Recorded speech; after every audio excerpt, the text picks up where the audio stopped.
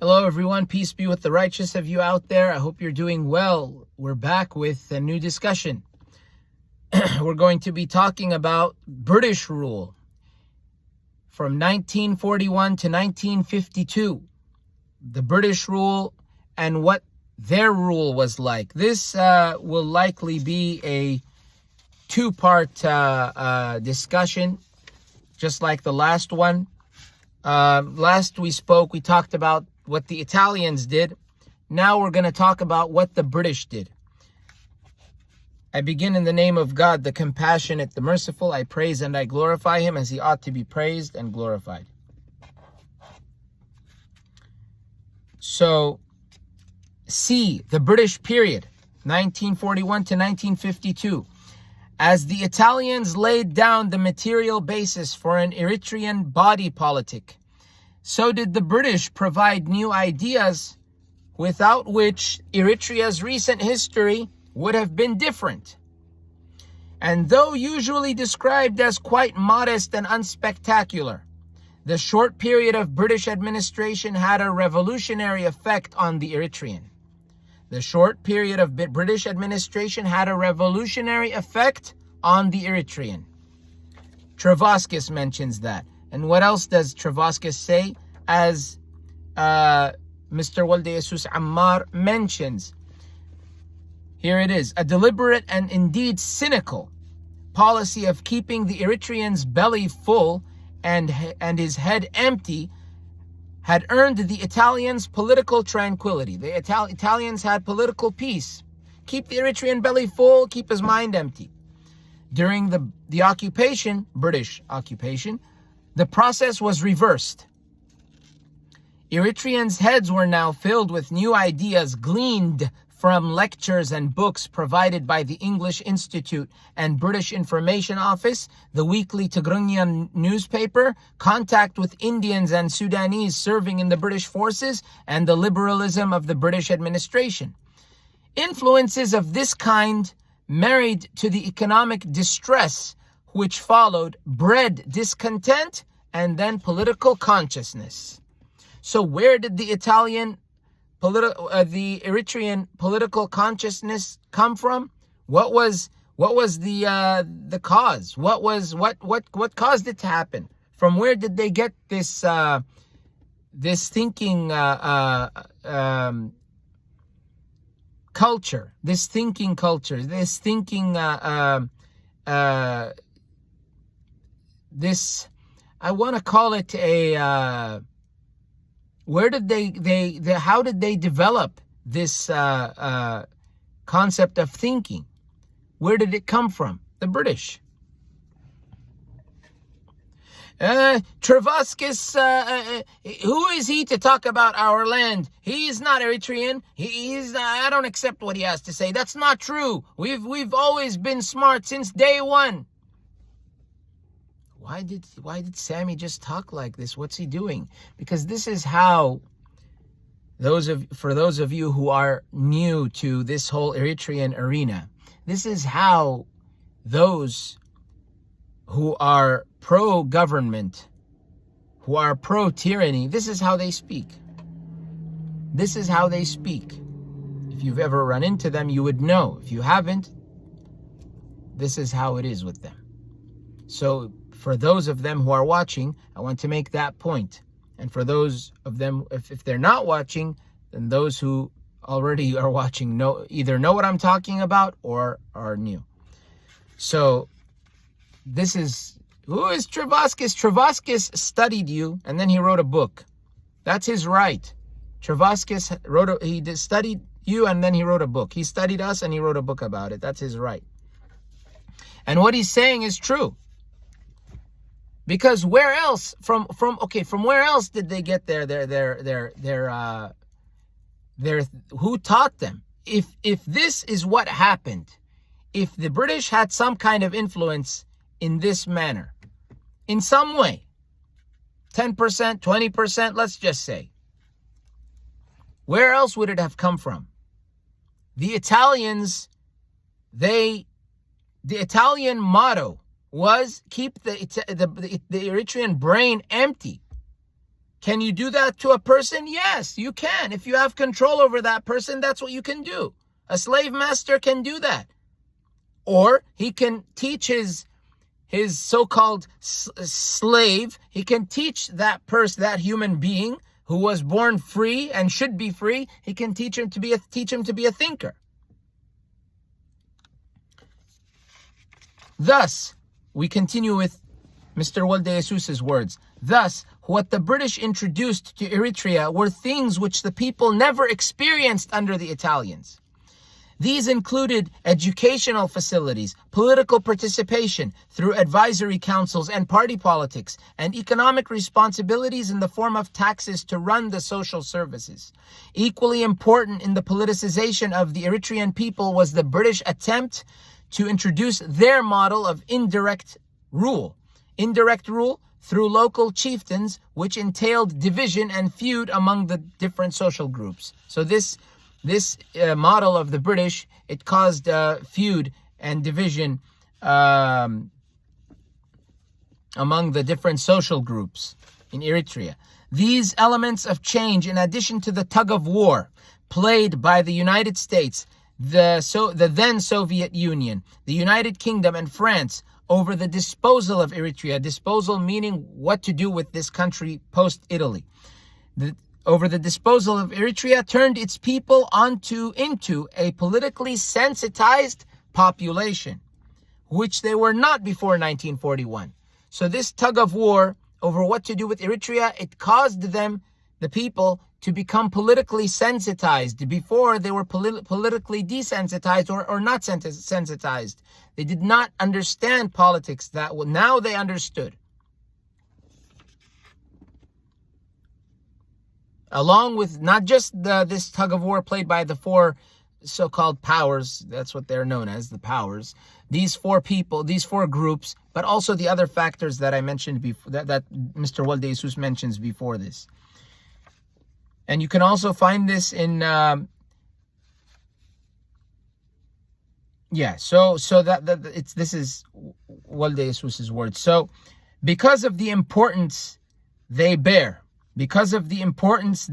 on the future developments covered later on, dwelling a bit more on some of the factors of change enumerated above is in order. Meaning, we will talk about what were these factors of change. Let's talk about them and let's discuss it. So we'll talk about education, and then we'll get to the next, I believe it's political participation in part 2. We'll talk about education first. Let's see how what kind of educational situation Eritrea was under when they were under the British. Education. When they started to rule Eritrea as an occupied enemy territory in the spring of 1941, the British found only 24 primary native schools for 2,000 pupils. With the limited aim of enabling the young Eritreans to learn some Italian, the 4 arithmetical operations, and, in history, only the names of those who made Italy great. So those who made Italy, only the names of those who made Italy great, you can find this. So Signor Festa, the Italian director of education in Eritrea, in a 1938 circular to headmasters, quoted in Travaskis. So that saying Signor Festa, I believe, said only the names of those who made Italy great. He was the director of education in Eritrea. Travaskis mentions this in his text. I don't know which text, Trimingham wrote Islam in Ethiopia. I forget the name of Travaskis. You can look it up in the earlier videos. Travaskis' source is mentioned. I would search for them now, but it would take too much time. But Travaskis mentions this in the text that we did mention earlier on. You might want to refer to the first video because Travaskis, I believe, was mentioned there. So when it mentions the 4 arithmetical operations, I believe it's talking about addition, subtraction, multiplication, and division. So within the first 6 years of their rule, the British opened 59 elementary schools, 1 middle school, and 1 teacher training college. You can find that in the report of the United Nations Commission for Eritrea, Volume 1, reprinted by ELF PLF in 1977. ELF-PLF, I believe, was the group that Sabbe started. ELF PLF in 1977, page 75. I don't know if he was still part of them at that time in that year, but that's the group he started, if I'm not mistaken. So it was reprinted by them, but you can see it on the in the report that I just mentioned. Volume 1, page 75.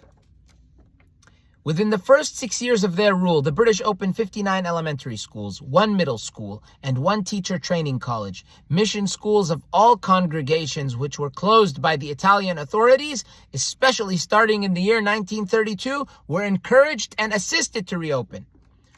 There was a general drive for learning.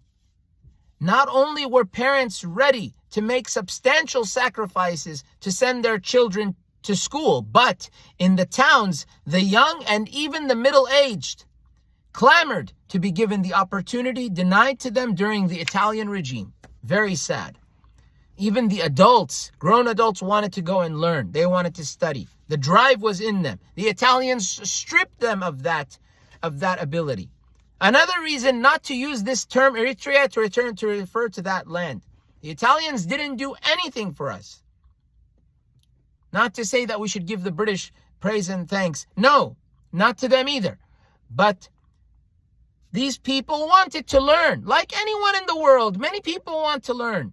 Everyone deserves an education. Parents were willing to make substantial sacrifices, and even the young and the old, and the young and the maybe the old too, and even the middle aged clamored to be given the opportunity denied to them during the Italian regime. You can find that in Travascus as well as this text we're reading right now. When the Union Jack was lowered, Union Jack, I don't know what that is, but it's capitalized. Union with a capital U, Jack with a capital J. When the Union Jack was lowered and replaced by 2 flags, one Eritrean and the other Ethiopian and federal. On the 15th of September 1952, there were 100 primary schools with 13,500 pupils, 14 middle schools with 1,200 pupils, 2 secondary schools with 167 pupils, and 30 students were receiving higher education abroad. That's also in Travascus. By the way, when it comes to the first Eritrean flag, it was blue, the Malay flag. But I want to make something clear. The flag,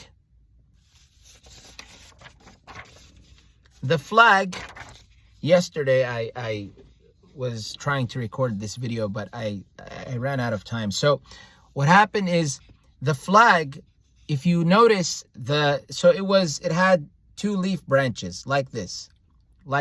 You guys may have seen it more often now, so you know what I'm talking. It's blue flag with green olive branches, not leaf branches, forgive me, olive branches like this. They kind of like the United Nations flag. Not very original, but that was the flag.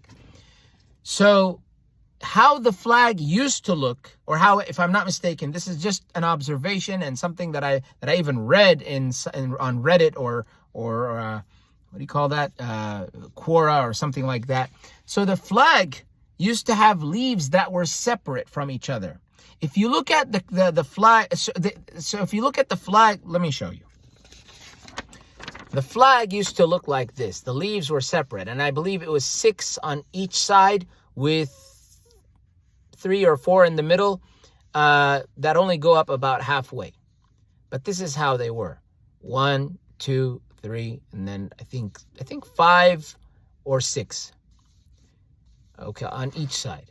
And they look like this. If you look at the current Eritrean flag, this Sha'biyas flag, used to be a star there. They put the olive branches there. If you look at that flag, the official flag looks a bit similar. It has separated leaves. But if you look at other Malay flags, Eritrean flags, you will see the green. But if you look from afar, it looks like snakes. I'm not saying it makes it bad. I'm just saying it's a slightly different design. Still the same concept, blue flag with olive branches, but not the same way. There's a difference. I don't know why, But that's what you see. You'll see it even on the Eritrean flag, sometimes the current Eritrean flag, so-called flag. Sometimes you'll see that design, and then other times the official flag, I believe, has the separate leaves where they're separated, as I showed you here. Not exactly like this though. They're, I believe, more. I don't know if you would say more profound, perhaps. You know, just they say it represents wheat or something like that. That flag doesn't represent anything. I know it has things on it which say that it represents good things. That flag represents a lot of evil things that were done to people and are still being done to people. So for the for the Eritrea of the time, these were unparalleled revolutionary developments. In fact, that effective British educational system, whose standards were kept for most parts of the 1950s, bred the intelligentsia destined to start a revolution. Again. In fact, that effective British educational system, whose standards were kept for most part of the 1950s, bred the intelligentsia destined to start a revolution. So the British were the ones indirectly, I wouldn't say directly, I was going to say, or maybe directly, indirectly bred the revolution. Indirectly. You see, this is how it happened. We'll end there. Next, we're going to talk about factor number 2, changes which happened in Eritrea, the changes that we talked about, the factors of change that were mentioned earlier, like the change in education and then politics, and also in economy. So we're going to talk about, next is number 2, political participation. After that, number 3, economic constraints. These are the factors. If I'm not mistaken, that's the final one, economic constraints. That's the final. Those are. That's the that will be the last or the second and final discussion, final part, the final part of the discussion. So this is an amazing development, how things became the way they are. It's sad, you know, because they're constantly under someone else's rule, under the rule of the Italians or the British or whoever. So what is Eritrea? We're learning. We still have many pages to go, many discussions to go, God willing. But this is what took place. For those of you who are Ethiopian, if you're Ethiopian and you don't know what Eritrea is, or you have some idea, or you think that Asab belongs to you, first ask yourself, what is Asab? What is Eritrea?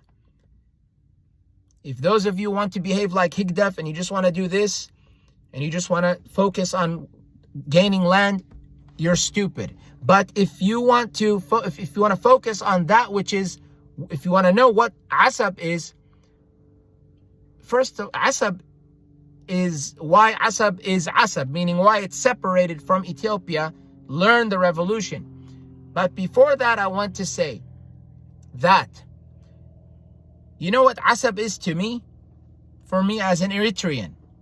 Higdefs, they say I'm a Tigrayan. Okay, let's wave the Tigrayan flag. I'm not a Tigrayan. And if I was, there's nothing wrong with that. It's an honor to be a Tigrayan, or a Mexican, or Chinese, or Japanese, or Filipino, or Irish, or from anywhere on this planet, from the North Pole, living with Santa Claus. There's nothing wrong with any of that. If I'm a Tigrayan, no issue with that. But I'm not a Tigrayan. I'm half Eritrean and half Arab. So when it comes to Asab, for me, Asab is Afar land. That's Afar, indigenous Afar land. It doesn't belong to me. It's not my land. Even as an Eritrean, it's not my land. It's part of Eritrea if the Afar want it to be part of Eritrea. It's not part of Eritrea because I want him to be part of Eritrea because it should be. No, there is no because it should be. We don't behave like our oppressors. Yeah, the Higdefs do, but those of us who are genuine don't behave that way. That land is Afar land. And if the Afar want to defend their land, that's their right.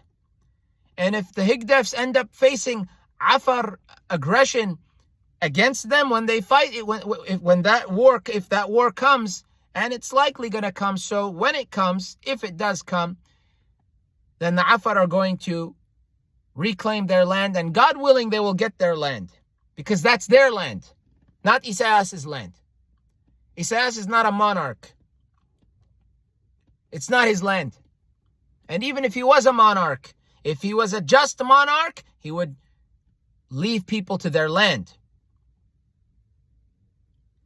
That's Afar land. Asab is Afar land. And if Asab needs Eritrean assistance from other Eritreans for Afar land, for their land, not my land. If I'm welcome there, I'm welcome. If I'm not welcome there, I'm not welcome. That's Afar land. If the Afar needs assistance from his fellow Eritrean brothers, it's their obligation to go and help them. The same way that Afars from Ethiopia would help them. Their brothers from Ethiopia and from Djibouti. Why? Because that's freedom, that's justice, that's liberty. What can they do? Extrajudicial killings, crimes against humanity, exploitation of land and people, all the most evil things that happen. What should they do? They have no other choice but to respond to Isaiah. And the only way Isaiah doesn't know a dialogue table. He doesn't know anything called discussion. He doesn't know that. What he knows is sending out soldiers to go and kill and rape people. That's what he knows. So if he sends out soldiers to go and shoot people, the other people have the right to respond. This is a right of response. They have a right to do that. It's an international right. It's a human right. It's a natural right. Afar are not wanting to go to Eritrea, to Asab, to go and steal land and hurt people like Eritrea did in Tigray, and now they have Tsimdo. No, Afar want to go and take their land back. They want their land. They want their home. That's their right. In any case, I'll see you guys next time. Thank you for watching. Peace be with the righteous of you out there. And thank you for watching again. I'm just trying to think if there's anything else I have to say. The next section will be the part 2 of the British rule. What things were like under the British and what factors contributed to change under British rule, God willing. The rule was from 1941 to 1952. The book is by Mr. Walde Jesus Ammar. Eritrea, Root Causes of War and Refugees. You can find it online and read the PDF. Look it up and read it. You can get ahead of me. I don't care. It's up to you. Read and learn. Read and learn. Thank you for watching. Peace be with the righteous of you.